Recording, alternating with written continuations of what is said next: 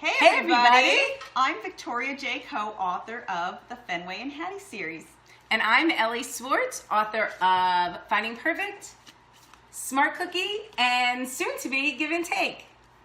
And today we are going to be talking about this book, number 3, Fenway and Hattie Up to New Tricks, the purple one, which is coming out in paperback on January 9th, 2019. Woo-hoo! And what's super cool about it is the last 2 chapters in the book, you can get a sneak peek of Fenway and Hattie number 4, Fenway and Hattie in the Wild, which is coming out May 7th, 2019. Which is amazing. I got a sneak peek. Super exciting. And so today we are going to be making peanut butter shortbread cookies. Oh, Victoria, when you were writing this book, were any of the events inspired by something true in life that happened?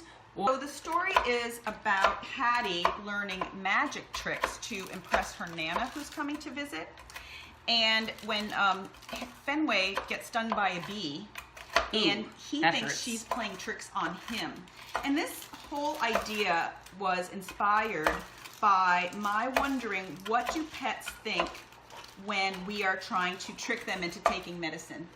Oh my God, I have a dog named Lucy who is actually laying down here eating a bone. Chewing a bone. And when she was sick, it was hard because she didn't know that what I was doing was good for her. Right. And that was similar in Fenway and Hattie Up to New Tricks. And in my real life dog Kipper, who sadly is no longer with us, but was actually the world's worst patient. So actually all the ideas of Fenway's medical care and specifically the way that he freaked out at the vet's office, no spoilers, really happened. I know some people said it was unbelievable, like no dog would ever do that. I said, yes. So I decided that he would get stung by a bee, but here's the problem. You can't really do research about that online because every time you find something, it's all about like, what should you do if your dog gets stung by a bee? You know, and I wanted everything to go wrong. I wanted everything to not happen the way it's supposed to. So, true story, one of my neighbors upstairs at the time, she has since moved away, but she was a vet. And so I invited her over. Oh, that's so lucky. And I started asking her all the things that could go wrong. And she said, oh my goodness, Jack Russell Terriers are like the worst patients ever. I said, well, no, Kipper actually is the worst patient. But Jack Russell, and she said she actually had one who was stung by a bee. Oh, and so really? she really did have some real stories. And I got so much information from her. Okay, so you know what? I think we're just about ready for those honey roasted peanuts, you guys. Which I'm chopping. These cookies are going to have honey roasted peanuts. They're supposed to just have peanuts, but we're doing the total baller move of using honey roasted. Totally. Total baller. So why don't we just scoop those in, because guess what? I have some bad news for you, Ellie. What?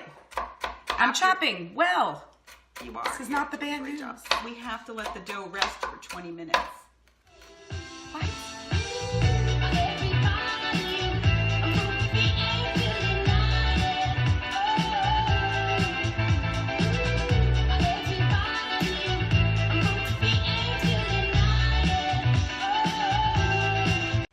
We're back!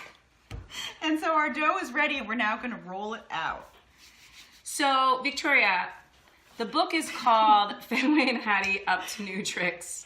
We're having a little issue with our rolling. But we're powering through, people. And I think it's really interesting because Hattie is learning magic tricks and Fenway thinks Hattie is playing tricks on him.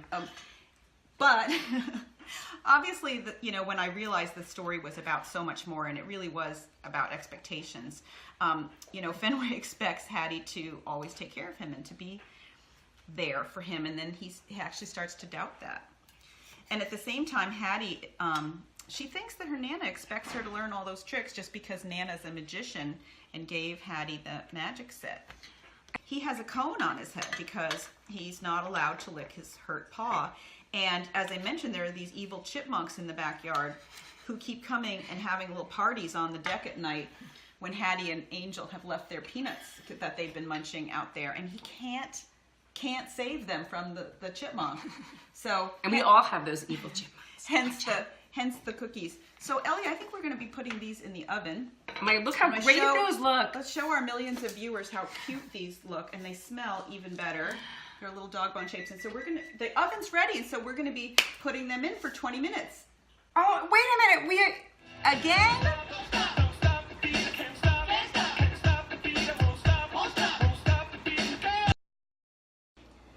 So the cookies are out of the oven and they're slightly cooled. They smell so good. They do, they really do. And I'm so glad there are no chipmunks around. Happy reading. Happy eating.